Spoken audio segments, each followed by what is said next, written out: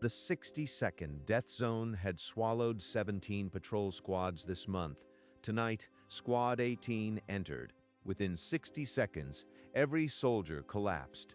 Foam on their lips, their flesh cold before a medic could reach them. That screech, right before their hearts stopped.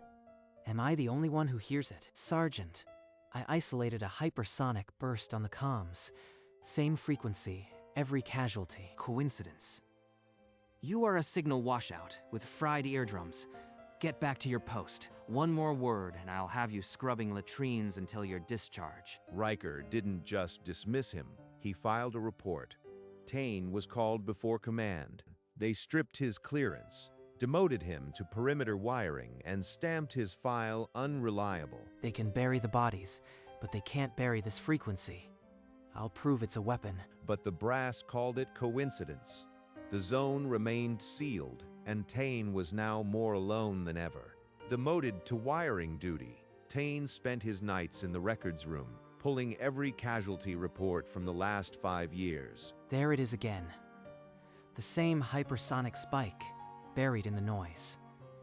Every single death. He took the data straight to Lieutenant Cora, the only officer who might still speak to him. Look at the timestamps. Every squad flatlines a millisecond after a burst at 14.7 kilohertz. That's not coincidence. I've seen the official reports. Environmental hazard. Your ears have always been sensitive. Tane, don't make this into some conspiracy. Before Tane could argue, the base intercom blared. Command declared the zone an environmental hazard and forbade any further investigation. General Voss appeared on screen, his pale eyes sweeping the audience. He warned that anyone spreading false reports would face court-martial. See?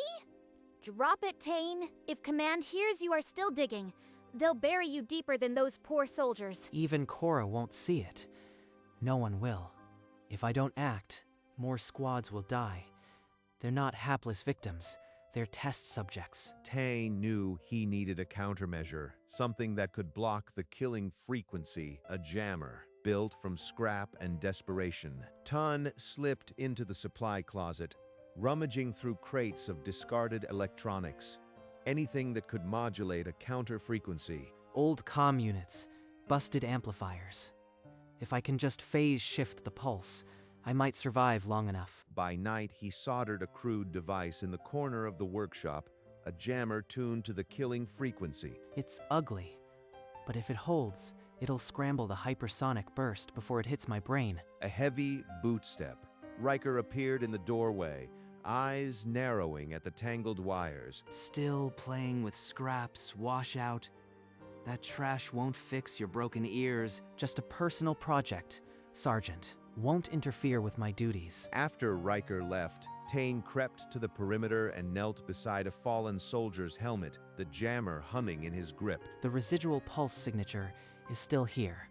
With my jammer on, it's just static. It works. With the jammer strapped to his chest, Tane stared at the forbidden gate.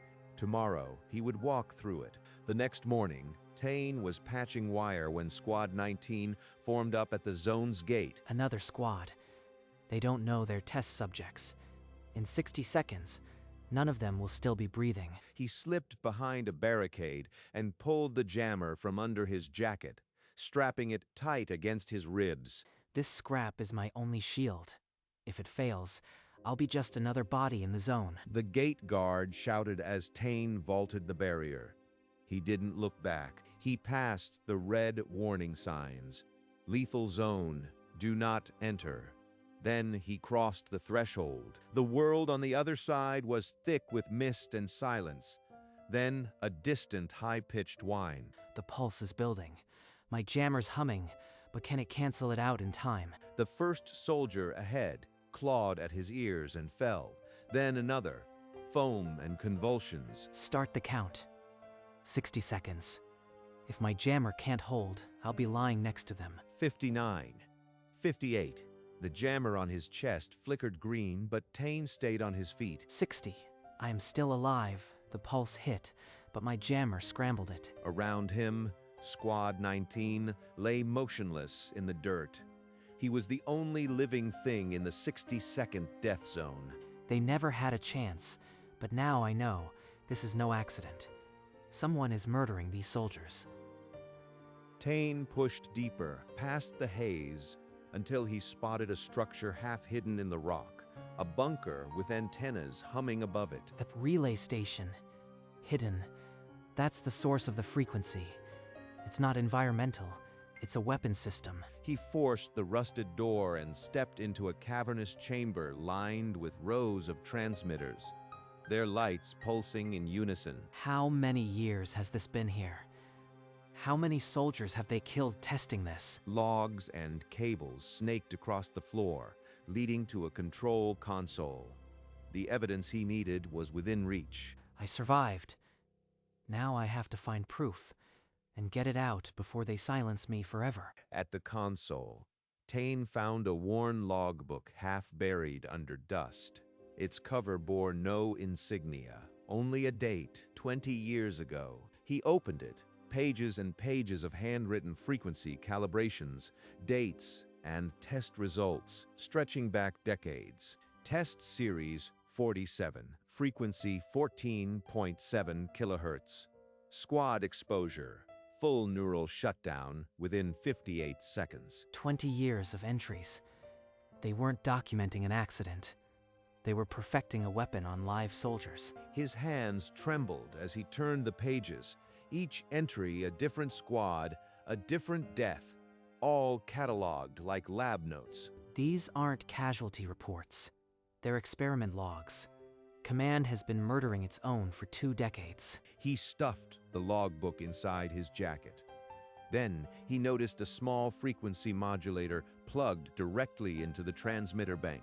This modulator sets the pulse. If I take it, I can show how the weapon works and maybe jam it permanently. He pocketed the modulator and scanned the dark bunker for any route out that wouldn't trigger an alarm. I have the proof. Now I just have to get past the patrols and live long enough to expose them all. Tane slipped through a drainage gap at the zone's southern edge, the jammer's green glow the only light. Made it out, but patrols double at midnight. I need a place to hide. A silent alarm pulsed in the command center. General Voss stared at the blinking map marker. A survivor. Lock down the base. Riker, take a squad and bring me whoever just crawled out of that zone. Yes, sir. They won't make it past the gate. Sirens wailed across the compound. Searchlights carved the darkness. Tane had minutes before the net closed. He found Cora in the supply tunnel beneath the barracks, her expression already tight with fear. Look at this. 20 years of tests. They've been calibrating the weapon on our own soldiers. It's systematic slaughter. But if I help you, we're both dead. I need time to think. She's wavering. I can't force her. But the door is still open. I just need to stay alive until she makes her choice. Cora stared at the logbook's pages, her breath shallow. Then she snapped it shut and met Tane's eyes. I'll help you. But we need to move fast. The only way to stop this is to jam the whole network from the central comm hub. I took this from the relay station. If we can connect it to the hub, we can broadcast a counterpulse. Then, we need access codes for the hub's mainframe. I can get us in, but the corridors will be crawling with MPs. In the command center, General Voss summoned Riker. A cold smile flickered across the general's lips. That washout knows too much. Bring him in, alive or dead. A promotion awaits the soldier who delivers him. Consider it done, sir. He humiliated me once. He won't get a second chance. Riker assembled his squad, his voice barking orders as the sirens continued to wail. The hunt was on. We move now, Cora. If Riker catches us before we reach the hub, this logbook dies with us. They slipped out of the tunnel, 2 shadows against the searchlights. Every minute brought the net tighter. They crept through the motor pool, dodging patrol sweeps. Ahead, the comm hub loomed, its antenna blinking. 2 more blocks, but the east corridor is blocked. We'll have to cut through the barracks. They slipped inside, but Riker's squad was already there. 6 soldiers, rifles raised, cornering them against a wall of crates. Got you now, washout. You should have stayed in that hole. Tane's hand dove into his jacket. He cranked the jammer to full power. A screech ripped through the comms. Ah, my ears, jamming their own frequency. As the squad staggered, Cora kicked a crate into their path. Tane grabbed her arm and pulled her through a side door. Don't let them escape. After them, I want that washout's head on a spike. They stumbled into a maintenance corridor, breaths ragged. The jammer's glow was dimmer now, its charge nearly spent. The charge won't last another fight. We have to reach the hub before they regroup. I'll draw Riker's squad south. You make for the hub. It's our only chance. Too risky. I won't leave you to be a target. They won't expect a lone officer. I'll meet you at the hub, if I can. Before Tane could argue, Cora slipped away into the darkness. He had no choice but to trust her. Tane ducked through service corridors. Every shadow a threat. Then a figure stepped from an alcove. Dr. Alder. Tane, wait. I'm not with them. I designed the emitter. I've been trying to stop it for years. You built this weapon? Why should I believe you? Because I have the access codes. And because if you don't jam that frequency, they'll activate it globally within hours. Take this chip. It'll bypass the hub's security. Use it before it's too late. Every minute, the scale gets darker. But I have the key now. I just have to reach the hub in time. Tane reached the comm hub, a cavernous room filled with banks of servers and antenna controls. He jammed Alder's chip into the console. The mainframe opened. He began routing the jammer's frequency to the broadcast array. Just a few more seconds. Almost there. Once it starts, the whole network will be deafened. Stop. General Voss stepped from the shadows, a dozen armed guards behind him. Tane froze, his hand still on the keyboard. You've been a useful subject, Tane. Your jammer proves the countermeasure works. We allowed you to survive to test it. Voss gestured, and guards seized Tane, ripping the jammer from his chest. The device clattered to the floor. Now we'll deploy it globally. Your little rebellion just perfected the weapon. Tane struggled, but the guards held firm. The console continued to hum. The upload incomplete, his plan shattered. I walked into their trap. Everything I did was what they wanted. Voss, emboldened, walked to the central display. A global map appeared, dotted with red targets. The frequency can do more than kill. At low power, it induces agony. At moderate, unconsciousness. Entire populations can be controlled. With each word, the scope of the atrocity grew. Tane struggled against his cuffs, but the guards held tight. Your little jammer was the final piece. It proved we can shield our own while the enemy collapses. Now it will trigger simultaneous activation worldwide. But as Voss spoke, Tane's eyes caught a faint red light blinking on a nearby console, a subsystem error indicator. That light, the chip's upload didn't fully stop. Something is still running. Voss, consumed by his monologue, noticed nothing. He turned his back, gesturing at the map. In 24 hours, the world will bow or break, and your name, Tane, will be forgotten in the ashes. He doesn't know. If I can reach that console, I might still finish what I started. Hope was a tiny red blink in the dark, and Tane was already measuring the distance to it. Tane opened his bound hands.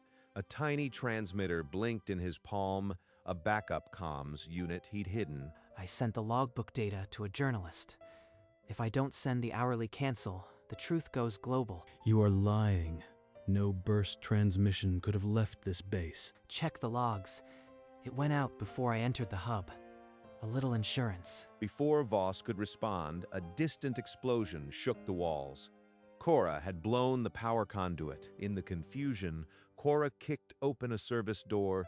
Pistol raised, she shot down 2 guards instantly. She tossed a key to Tane. He unlocked his cuffs and grabbed a fallen rifle, firing at the remaining guards.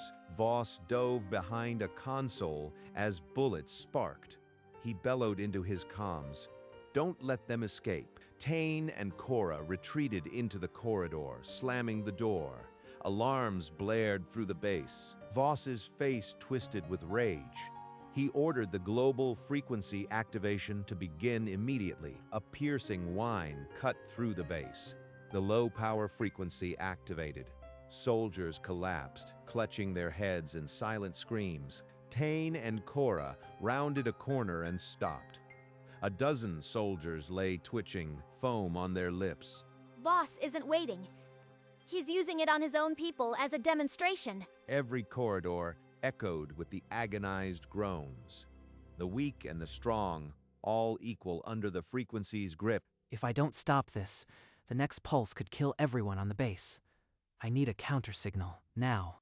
The comm hub is lost, but the broadcast antenna, if I can reach it, I can emit a counterpulse manually. The charge on your jammer is nearly dead. You won't survive the broadcast. If I don't try, everyone dies anyway. My life against thousands. It's not even a choice. Cora's face crumbled, but she nodded. They turned toward the antenna tower, racing against the rising scream of the frequency. The antenna was a half-mile away. Every step was a gamble against the frequency that was now rising to lethal levels. They reached the antenna's outer fence. Riker stepped from the shadows, rifle raised, his face a mask of anger and doubt. You are not getting past me. I've waited too long for this. But then a whimper made all three turn.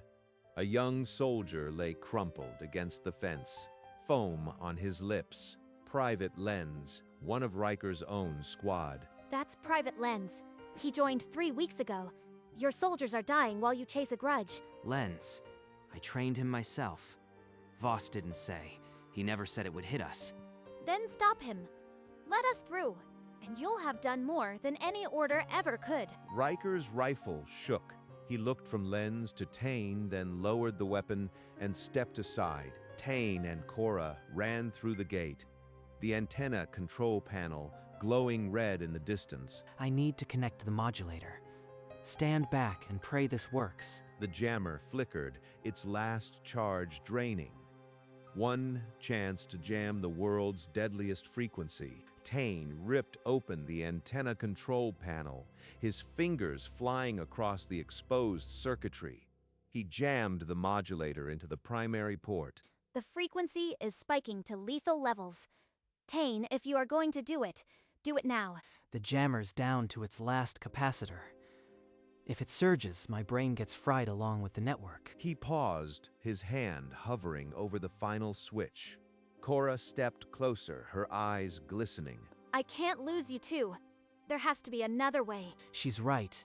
Maybe there's another way, but the world doesn't have time for maybes. He remembered Squad 19 lying in the dirt. Faces without names, foam on their lips, and he made his choice. Cora, get behind the blast shield. Whatever happens, don't stop the signal. Cora stumbled back, her hand over her mouth. Tane's fingers closed around the switch. He didn't give himself another moment. The jammer whined to a death pitch.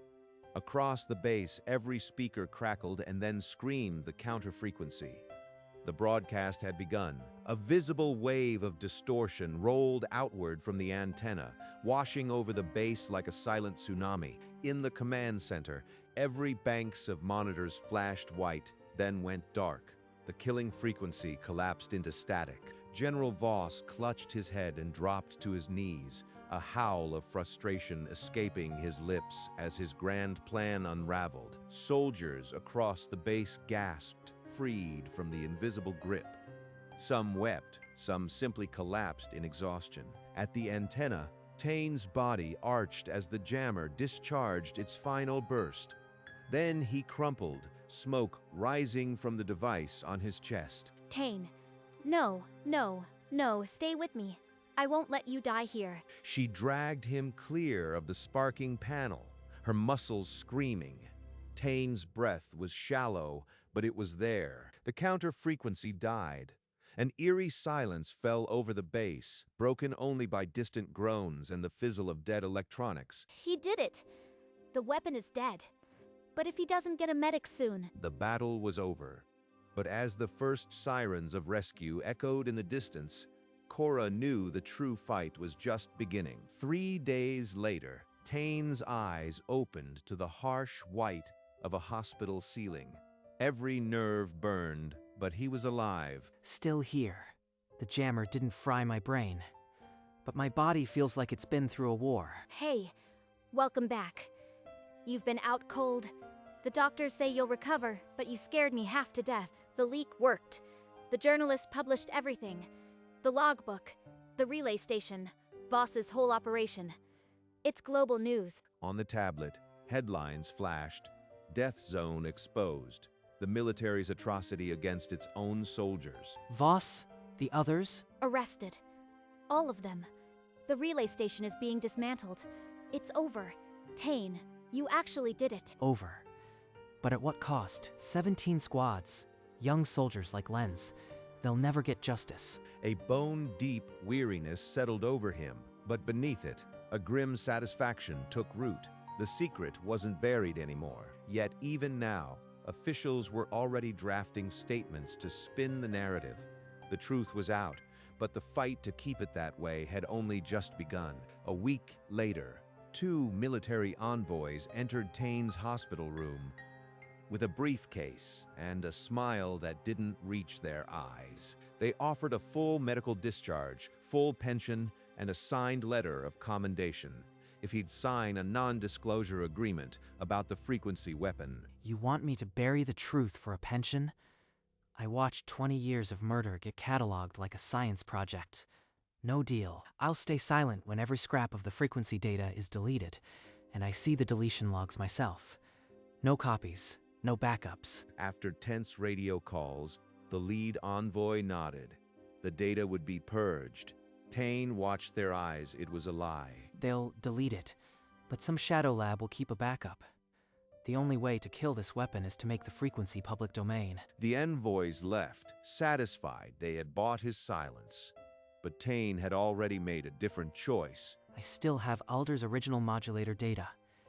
If I can encode the frequency into a public broadcast, no government can ever use it secretly again. That night, Tane accessed the hospital's unsecured terminal, routing a message to the journalist. He attached the raw frequency specification. Once this frequency is public, anyone can build a jammer. They can't weaponize what everyone already knows. This secret dies tonight. The next morning, the raw frequency data hit every major news outlet simultaneously. The journalist had kept his word. Governments reacted with shock and fury. Emergency sessions convened at the UN, calling for an immediate ban on the technology. Under mounting pressure, the military issued a rare public statement. Project Black Resonance would be fully dismantled. Its architects prosecuted. Tane and Cora, both honorably discharged, watched the fallout from a rented room far from the base. It's really over. Every frequency emitter on the base has been scrapped. Voss is facing life in prison. It's a start, but there will be others. We've just cut off one head. But for now, the death zone was cordoned off, its transmitters silent. The soldiers' families would finally get answers. Squad 19, Private Lenz, all of them. Their names will be remembered, not buried. What now? We're civilians with targets on our backs. We can't just disappear. Tane looked out the window, the city lights reflecting in his tired eyes. The world was a little safer tonight, but safety was always temporary. At dawn, Tane stood at the border of the old death zone. The fences were down, the warning signs faded and tilted. Hard to believe this place once swallowed 17 squads in a month. Now it's just dirt and silence. He knelt and placed a small, scorched circuit board in the dirt, a piece of his first jammer. Now just a relic. This is for every soldier whose name never made it out of here. I won't forget. For a long moment, he stayed still, the only sound the whisper of wind through the dismantled relay station in the distance. I thought I'd feel more. Victory, relief, anger. But there's just wait. He rose and turned to leave. The sun was higher now, the warmth a small comfort against the chill. Then he paused. A faint hum drifted on the air. He tensed, old instincts flaring. Just the wind. Just the wind through the old cables. But the weight came with him as he walked on, a silent passenger he'd carry into whatever came next. Months later, in a modest apartment, Taining scrolled through news on a battered laptop. A headline caught his eye. Unexplained mass casualties near the border. Victims showing no external injuries. No external injuries. Sudden collapse. Sounds familiar. He tapped through the article, jaw tightening. The incident bore every hallmark of a sonic weapon. They swore the research was dismantled, but someone else has it now. He closed the laptop and looked out the window. Across the city, a distant communication tower blinked its red light. Maybe it's nothing, but I've learned that nothing is never what it seems. His hand moved to a small device on the sill, a new jammer, sleeker, more powerful than the last. He'd built it in his spare hours. I am not the same washout they threw to the dogs. If someone's playing with this frequency again, I'll be ready. The distant antenna blinked again, a silent call to vigilance. Tane's eyes followed it unblinking. The weight was still there, but so was he.